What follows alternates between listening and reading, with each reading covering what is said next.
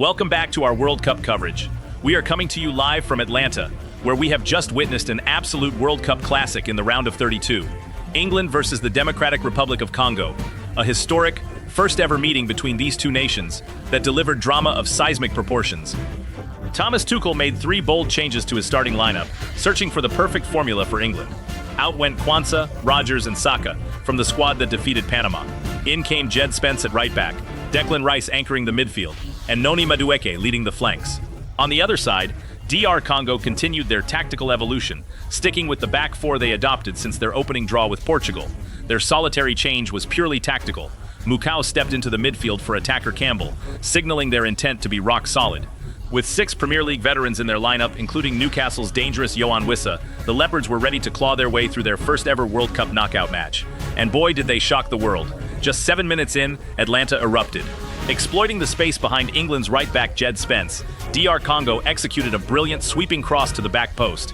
Brian Sapina caught it perfectly, smashing it underneath Jordan Pickford.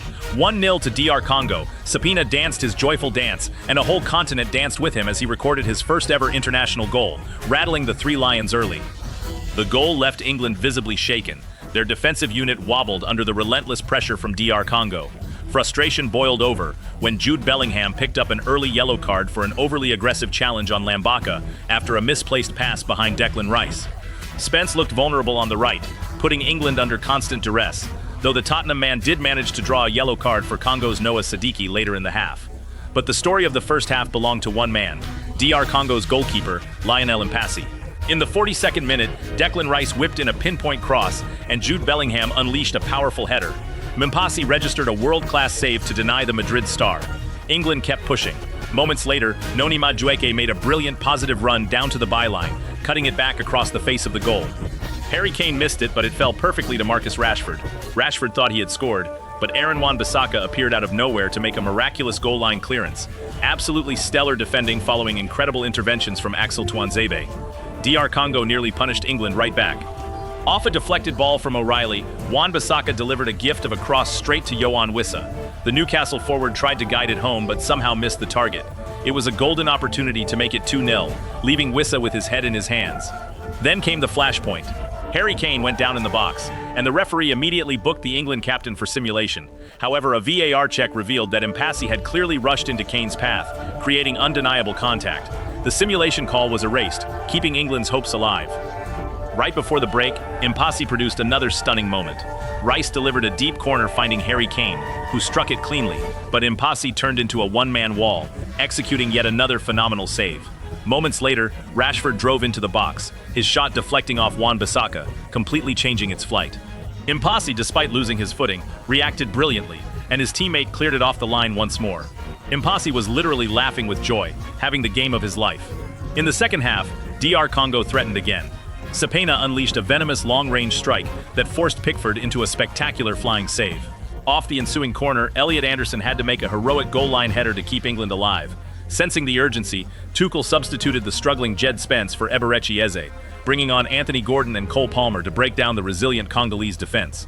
And then, cometh the hour, cometh the captain. In the 89th minute, Anthony Gordon found space on the wing and clipped a beautiful cross into the box. Harry Kane ghosted past Tuanzebe and powered a magnificent header past Mpassi, the equalizer. With that goal, Kane tied the legendary Pelé in World Cup goals, rescuing England in the nick of time. 1-1. But Kane wasn't done writing history. Deep into stoppage time, Jude Bellingham drove forward, the ball breaking loose inside the penalty area. With bodies surrounding him, Harry Kane needed just a microscopic window of space. He shifted the ball, turned, and blasted a bullet into the back of the net. Unbelievable. 2-1 to England. King Harry scores his 84th international goal, officially surpassing Pelé and winning the match in majestic fashion.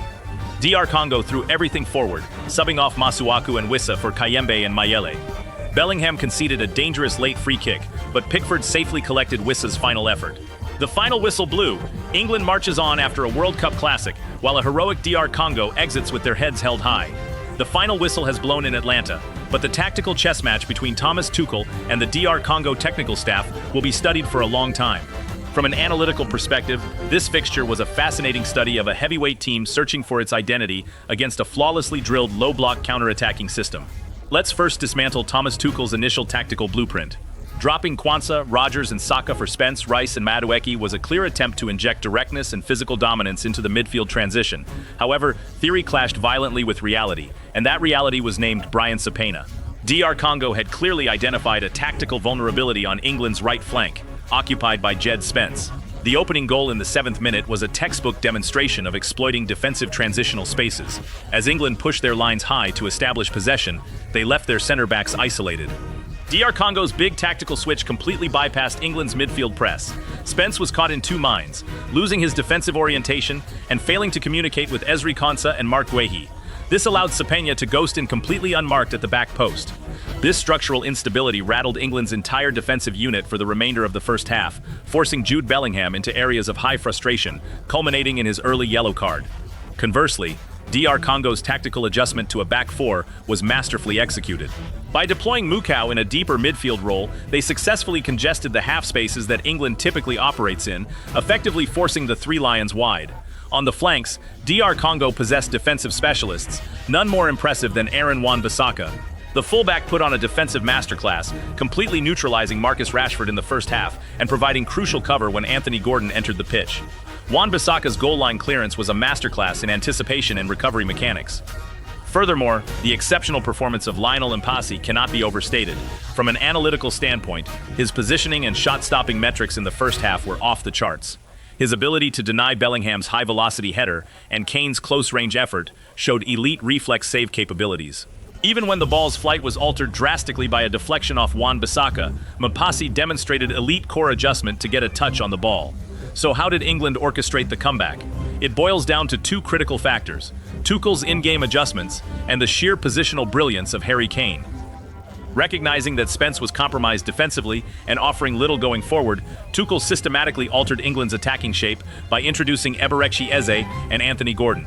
This shift allowed England to create dynamic passing triangles on the left and right channels, moving away from predictable long ball deliveries. This increased ball circulation began to tire out a Congolese side that had expended immense physical energy maintaining a high-intensity press for 80 minutes. The 89th minute equalizer was a direct result of a rare lapse in pressure on the ball. DR Congo allowed Anthony Gordon too much time to measure his cross.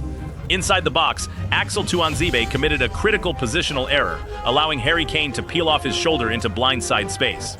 For an elite striker, a fraction of a second of freedom is fatal. Kane's header was unstoppable because it utilized the cross's pace and went against Mpasi's momentum. As for the match winner, that was pure world-class individual economy of movement. Surrounded by three white shirts, Kane didn't panic. He used a minimal touch to set his feet and generate maximum torque on his shot. It proves that tactical systems can get you close, but elite players decide World Cup matches. While England celebrates marching on to face Mexico at the altitude of the Azteca Stadium, Thomas Tuchel has significant structural issues to fix. Their defensive transitions remain fragile, and their possession play lacks the fluid synchronization seen in teams like France. However, for DR Congo, this tournament exit is heroic. The defensive organization of Tuanzebe, the industry of Wan-Bissaka, and the historic goalkeeping of Lionel Mpasi pushed the tournament favorites to the absolute brink.